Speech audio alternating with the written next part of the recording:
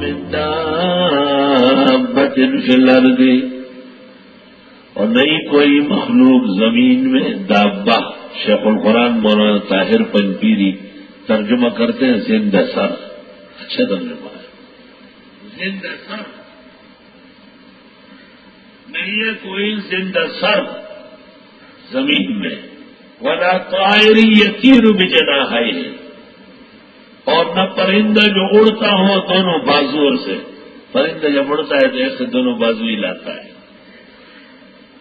اسی طرح دو بازو جہاز کے بھی ہے، وہ اٹھا لیتا ہے تو جہاز زمین سے اوپر ہو جاتا ہے.